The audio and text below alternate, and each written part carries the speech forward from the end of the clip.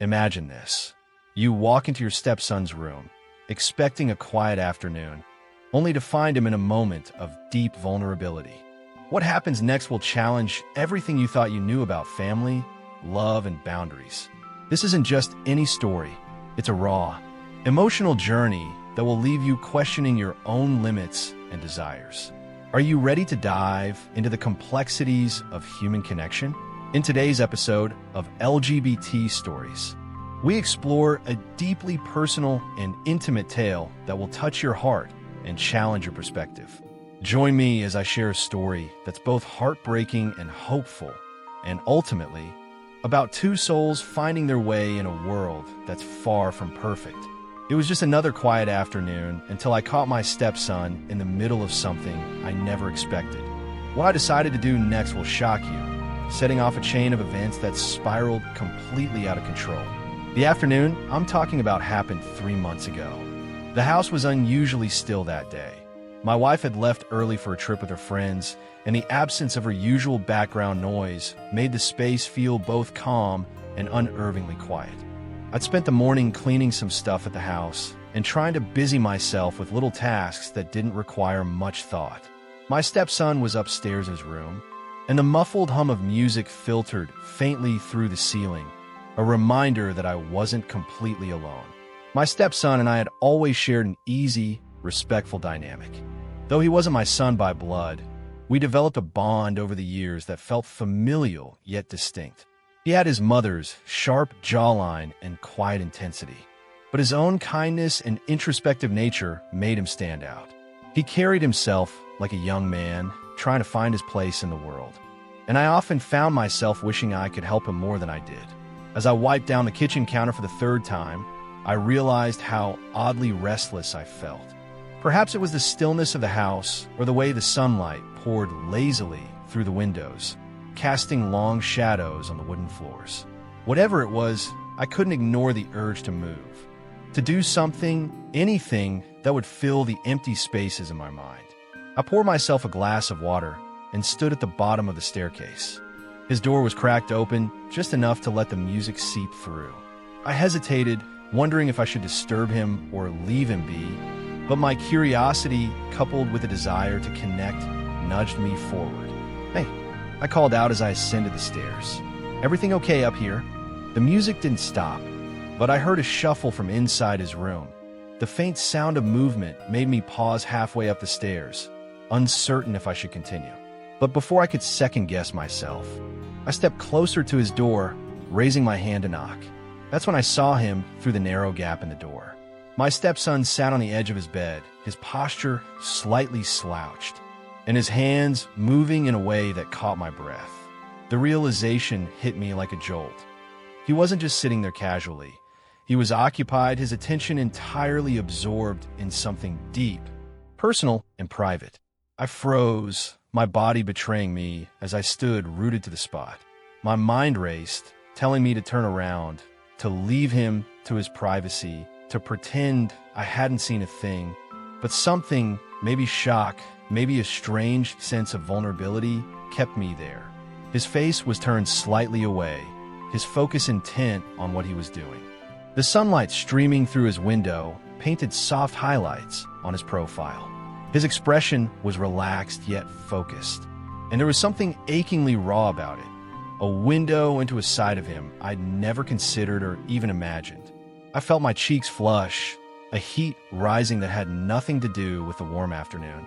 In some way, it kind of excited me, and then he looked up, our eyes met, and the air between us shifted instantly. His expression morphed from relaxed to startled, his hand stopping mid-motion as his eyes widened in shock. For a split second, we were frozen, caught in a moment that neither of us knew how to navigate. I didn't mean to, I stammered, my voice barely above a whisper as I took an instinctive step back.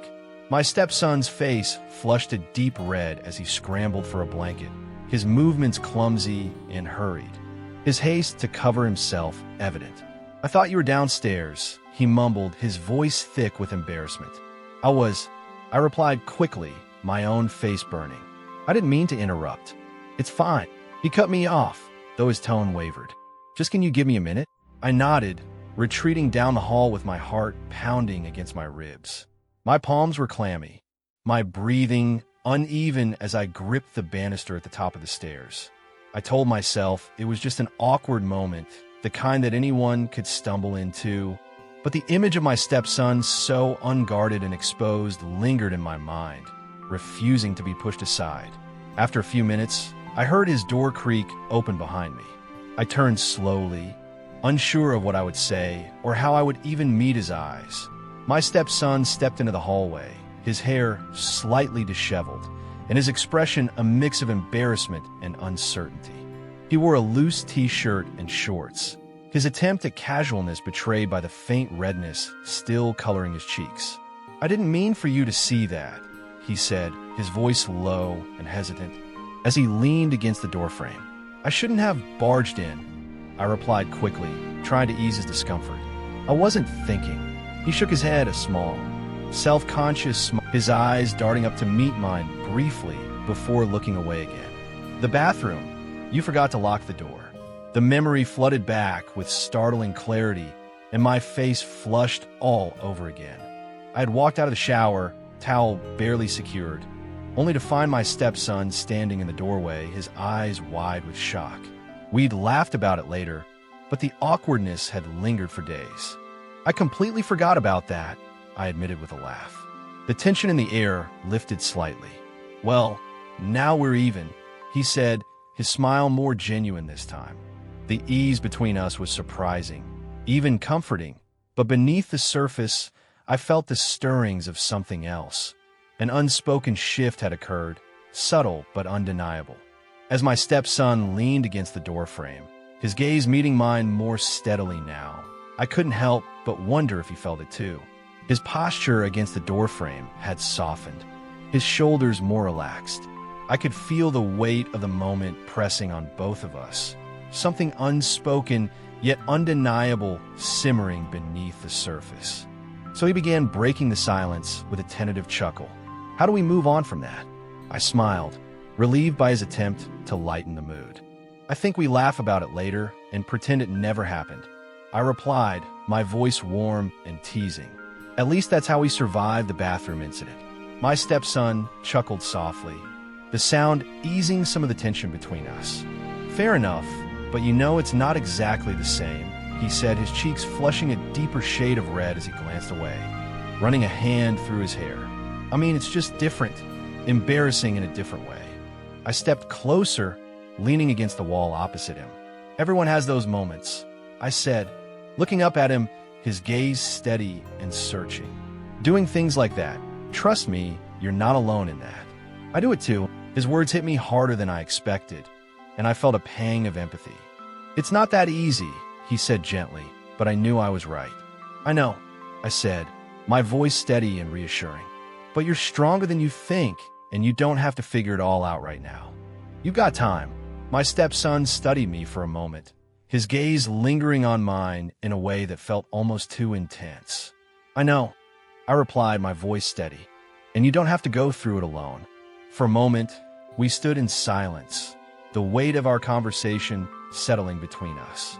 My stepson's shoulders seemed to relax slightly, and the tension in the air shifted into something softer, something unspoken yet comforting. "Thanks," he said quietly, his voice barely above a whisper. "For saying that, for being here." "You don't have to thank me," I replied, smiling softly. "That's what family is for." My stepson nodded, his expression thoughtful. "It's just, I don't know. You're different from Dad. Not in a bad way, just different." "Different how?" I asked, genuinely curious. He hesitated, rubbing the back of his neck. "You listen. You don't just tell me what I should do or how I should be. You make me feel like it's okay to just be myself." His words stirred something deep within me, a mix of tenderness and protectiveness that I couldn't quite define. "You can always be yourself with me," I said. "You don't have to pretend or put on a show. Just be you, and that's enough." The corners of his lips twitched into a faint smile, and for the first time since our conversation began, I saw a flicker of relief in his eyes. "Thanks," he said again, his tone softer now. "That actually means a lot." We stood there for a while longer, the silence between us no longer heavy but comforting. My stepson's posture relaxed further, and I felt a sense of ease settle over me as well. Whatever had shifted between us earlier felt less daunting now, replaced by a quiet understanding that we didn't need to have all the answers right away. Eventually, my stepson straightened up, pushing off the doorframe with a small sigh. "I should probably do something productive," he said, his tone lighter now. I smiled, stepping back to give him space. "Take your time. You don't have to rush into anything," I said. He nodded, his gaze lingering on mine for a moment longer before he turned and disappeared into his room. The door closed softly behind him, and I stood there staring at it for a moment, trying to process the swirl of emotions that had taken root within me. I knew this wasn't over, and I could see that he knew it too. And we were right. We would later find out.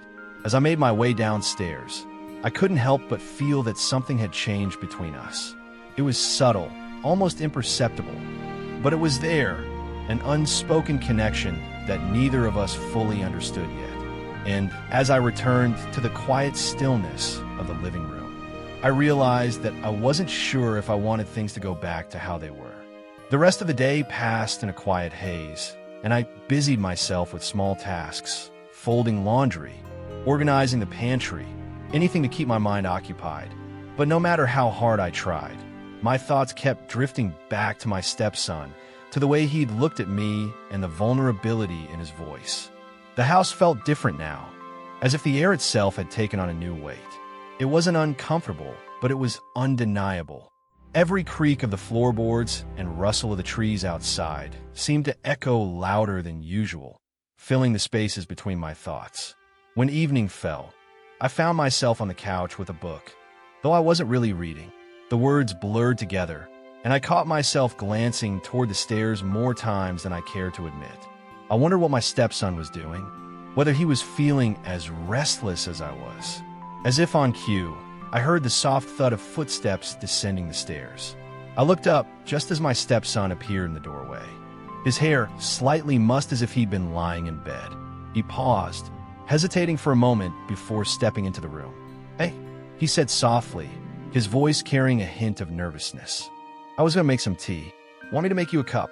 The simplicity of the question caught me off guard. I nodded, setting my book aside. "That would be nice. Thanks." My stepson offered a small smile before heading into the kitchen. I followed a moment later, unable to resist the pull of his presence. He was already filling the kettle, his movements calm and deliberate. The soft hum of boiling water filled the air, mingling with the faint clink of cups as he placed them on the counter. "Still take honey in yours?" he asked, glancing over his shoulder. I smiled, leaning against the counter. "Yes, please. You got a good memory," I said. He chuckled softly, pouring the hot water into the mugs. "I try," he said for a moment, and we stood in silence, the warmth of the tea steeping between us. I watched him as he focused on the task, his brow furrowed slightly in concentration. There was something calming about the way he moved, as if he was pouring his attention into the smallest of details.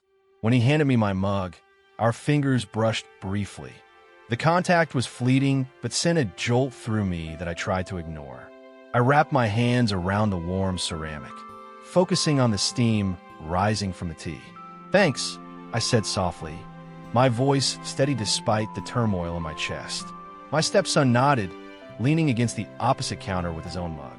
"I've been thinking," he said after a moment, his tone quieter now, "about what you said earlier, about not needing to meet anyone's expectations." I nodded, encouraging him to go on. "What about it?" I asked. He sighed, rubbing the back of his neck. "It's just hard to believe sometimes.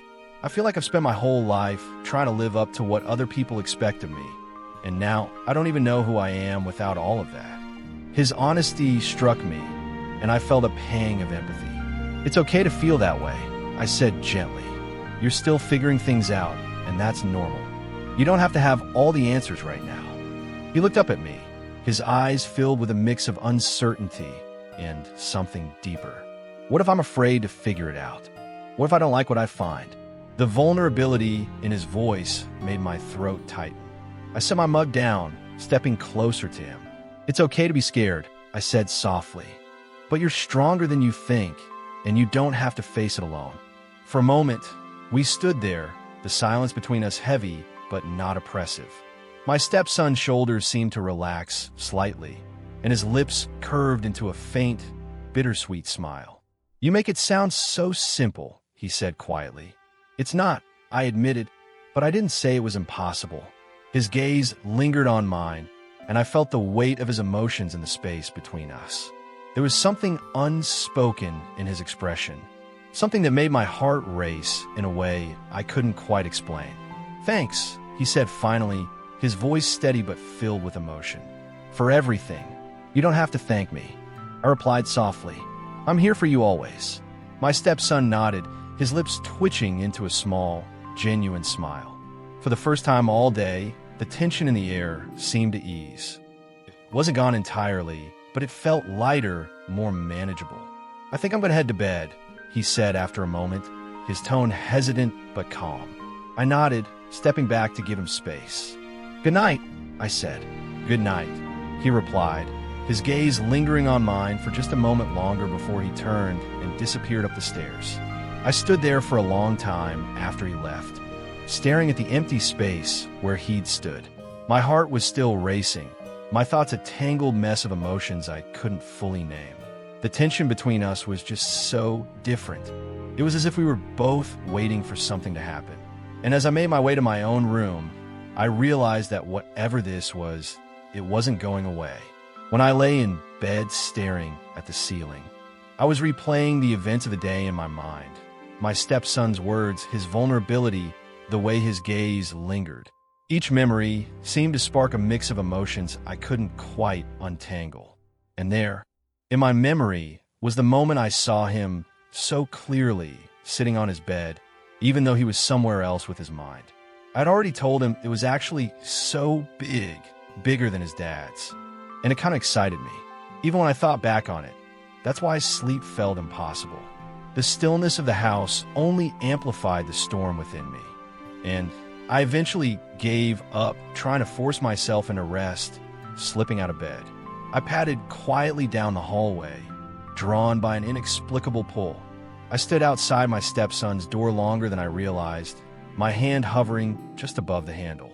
The faint hum of music played through the door, a soft, soothing melody that clashed with the storm of thoughts in my head. What was I even planning to say? That I understood? That I didn't? That I wish things were simpler? None of those answers felt adequate, but the thought of leaving things unsaid felt even worse. My stepson's door was slightly ajar, a soft glow spilling into the hall from his bedside lamp. I hesitated for a moment, my hand hovering near the doorframe, before I heard his voice, soft and calm, but with an edge of uncertainty. "You can come in." Swallowing hard, I pushed the door open gently, careful not to startle him. My stepson was sitting on the edge of his bed, his hands loosely clasped in his lap. His hair was slightly disheveled, and his posture was relaxed yet tense, as if he'd been waiting for something but wasn't sure what. The light from his desk lamp painted his face in warm tones, but the shadows under his eyes told another story.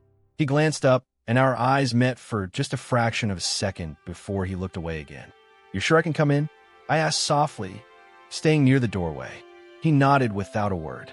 The room was filled with the scent of his cologne, faint but unmistakable, and it made the space feel smaller, more intimate than I had expected. I hesitated before sitting in the chair by his desk, the distance between us feeling both necessary and too far all at once. "Couldn't sleep either?" I asked, keeping my voice low. He shook his head, offering a small, tired smile. "Too much on my mind." I nodded, leaning against the doorframe. The room felt charged with an energy I couldn't quite place, as if the very air around us had shifted. For a moment, neither of us spoke. The silence was broken only by the faint hum of the lamp and the soft rustle of the trees outside. "I've been thinking," my stepson said finally, his voice steady but soft, "about what you said earlier, about not needing to meet anyone's expectations." I took a step closer. "It's hard to let go of," he admitted, his gaze fixed on his hands. "I've spent so much time trying to be what other people want me to be that I don't even know who I am without all of that." His honesty hit me like a wave, and I felt a deep pang of empathy. Sitting down beside him on the bed, I reached out to place a hand gently on his arm. "You don't have to figure it all out at once," I said softly. "It's okay to take things one step at a time." He leaned back against the headboard, running a hand through his hair, a gesture that felt too old for someone his age. "I don't know. I feel like my whole life I've been walking this line, trying to be the person everyone expects me to be, and now, for the first time, I feel like I'm losing my balance." His words hung in the air, heavy and raw. I wanted to reach out to him, to say something that would make the weight on his shoulders feel lighter, but I wasn't sure how. Instead, I stayed silent, letting him speak. "When I'm around you," he continued, his voice quieter now, "it feels different. Like I don't have to try so hard. Like it's okay to just be me."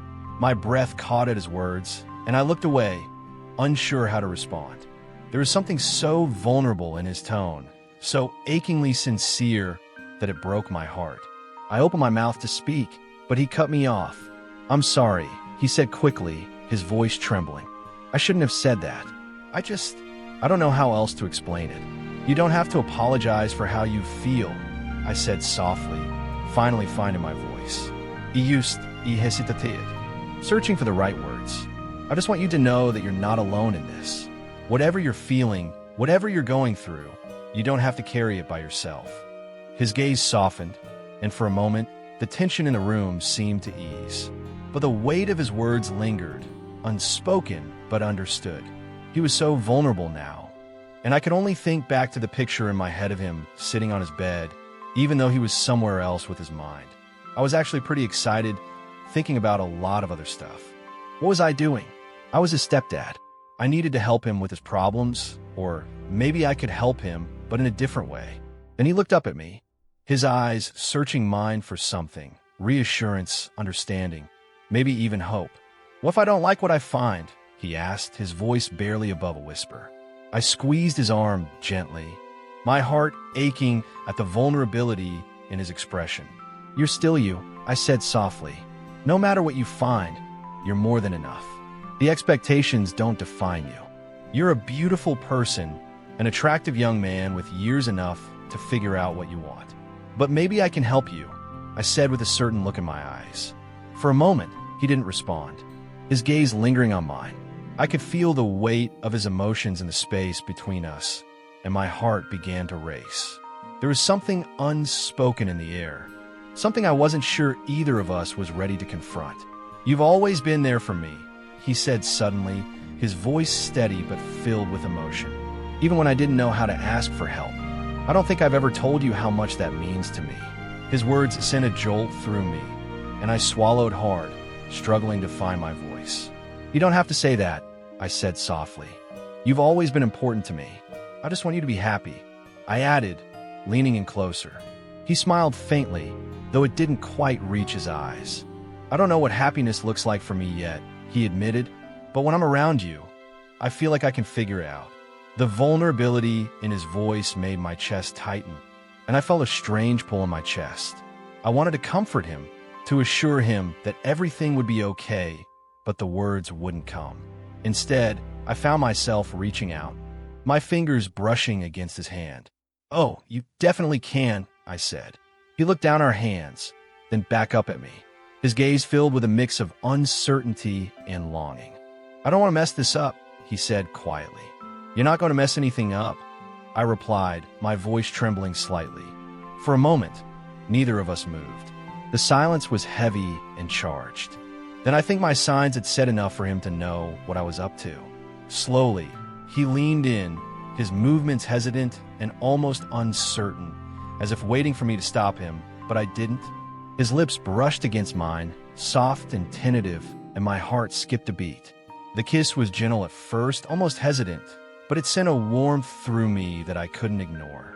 My hand moved instinctively to rest against his arm, my fingers curling lightly around his sleeve. When we finally pulled apart, our foreheads resting against each other, I felt a surge of emotions that I couldn't untangle. There was confusion, fear, and something else, something deeper that I couldn't name. We looked each other in the eyes for a moment, not saying anything, Then we started again, this time even going further. I started to touch him in places only touched his dad at, and he did the same to me, and it didn't stop eventually. I turned myself around, and yeah, it was amazing, wrong, but amazing. A guy from 20 years ago. Wow, it felt like ages ago for me since I had done that. The energy, the excitement. I just couldn't describe it. And when he finished, we lay there for a moment, both of us not saying anything. After what felt like an hour, I began, my voice barely above a whisper. This is pretending as if I hadn't intended it myself. I know, he interrupted quickly, his voice trembling. I know it's complicated. I needed you to know how I feel. His words made my chest ache, and I exhaled shakily. My hand still rested on his arm. This isn't something we can take lightly, I said softly, my voice steady despite the storm of emotions. We need to think about what this means. He nodded, his gaze never leaving mine. I know. I don't want to lose this. Whatever this is, I don't want it to go away. It doesn't have to, I said gently, my voice firm but soft. But we have to be careful. We have to take it slow. He nodded again, his expression a mix of determination and vulnerability. I'll do whatever it takes, he said quietly. His sincerity made my heart ache, and I gave him a small, tentative smile. We'll figure it out, I said softly. Together, his lips curled into a faint smile. And for the first time all night, I felt a sense of peace wash over me. The tension in the room seemed to ease, replaced by a quiet understanding that while things wouldn't be easy, we would face them together. As I stood to leave, he reached out, his fingers brushing lightly against mine. I turned to look at him, my heart pounding in my chest, and gently squeezed his hand before stepping out into the hallway. The air felt lighter now, the weight of the day lifting slightly as I made my way back to my room. But the story wasn't over. The days that followed were a confusing whirlwind of unspoken words and stolen glances. It was as though my stepson and I had made an unspoken pact to tread carefully, to let the tension between us exist without directly addressing it. And yet, it was impossible to ignore. Every shared moment carried a weight. Every casual interaction was tinged with something deeper that neither of us seemed ready to confront. I noticed the change in small ways. My stepson lingered in the same room longer than he used to, his presence a constant, quiet comfort that made the air feel heavier, yet somehow more alive. I found myself stealing glances at him when I thought nobody was looking, only to catch him doing the same. There was something fragile, yet undeniable about the connection we shared now. Something that hung between us like a secret too heavy to keep, but too dangerous to release.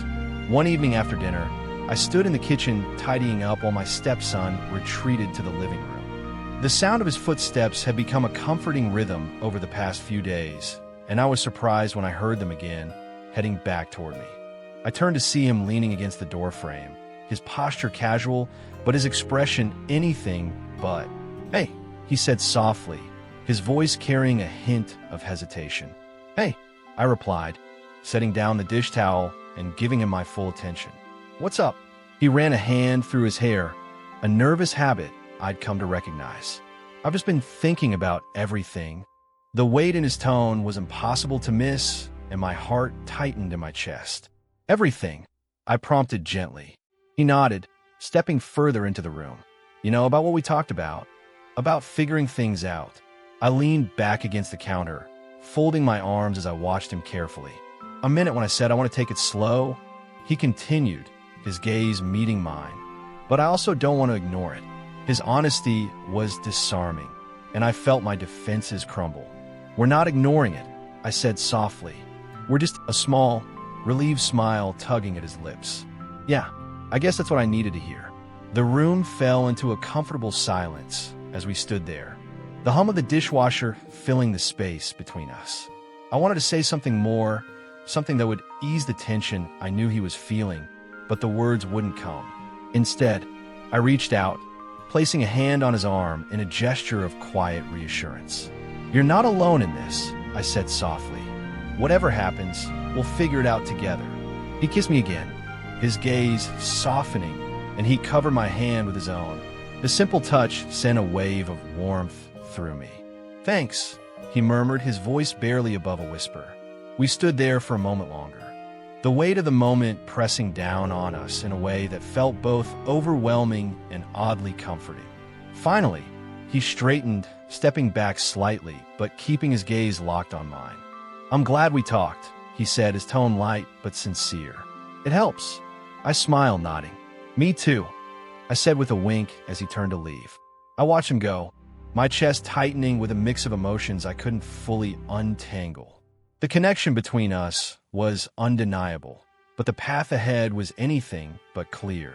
And yet, for the first time in a long time, I felt a sense of quiet hope, a belief that whatever we faced, we would face it together.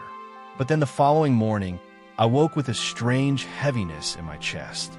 The events of the previous evening replayed vividly in my mind, and I couldn't shake the intensity of his words or the look in his eyes.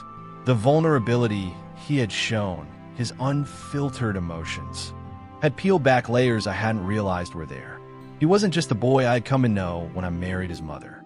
He was someone navigating his own path, someone searching for connection in ways I was only beginning to understand.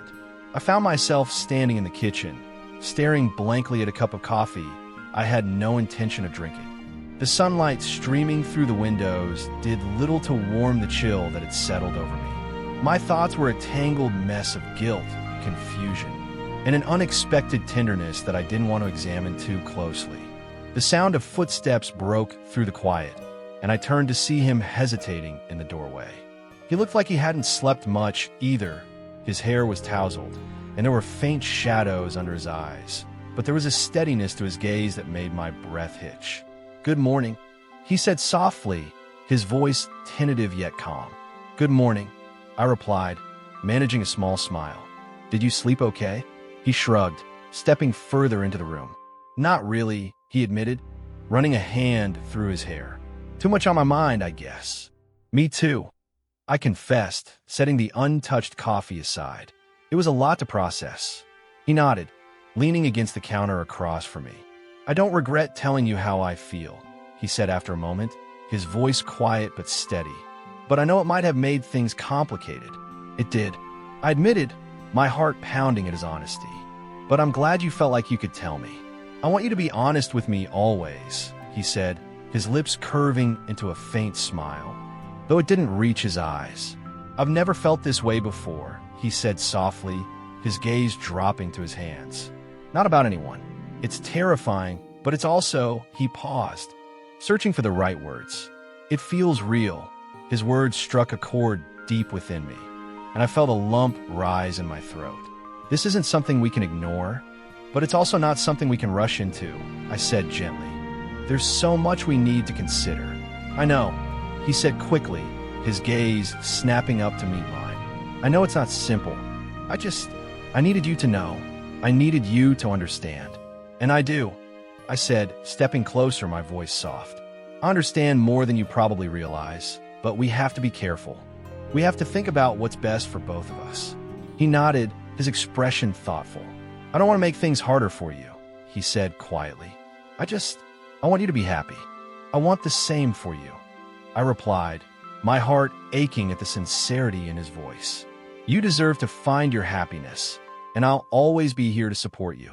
For a moment, we stood in silence, the weight of unspoken emotions filling the space between us. It was a delicate balance, a connection that felt both fragile and unbreakable. I wanted to reach out to reassure him, but I also knew that some boundaries couldn't be crossed without consequences. Finally, he straightened, a small, determined smile tugging at his lips. "I should probably get ready for the day," he said, his tone lighter but still carrying an undertone of vulnerability. "Me too," I replied, forcing a smile of my own. "There's a lot to do." As he turned to leave, he paused in the doorway, glancing back at me. "Thank you," he said softly, his gaze lingering for a moment before he disappeared down the hall. I stood there for a long time after he left, the echo of his words ringing in my ears. "Thank you." It was such a simple phrase, but it carried so much weight. It wasn't just gratitude. It was a promise, a plea, and a reminder of the bond we had forged in the most unexpected of circumstances. That night, as I lay in bed, I found myself replaying the moment in the kitchen, the sincerity in his voice and the warmth of his touch.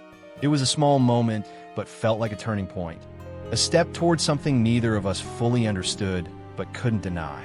The future was uncertain, but one thing was clear: we were in this together. And maybe, just maybe, that would be enough. Although, still up till this day, I'm not sure we have repeated it a couple more times, and my wife still doesn't know anything. Should I tell her? Should I even stop doing this with my stepson?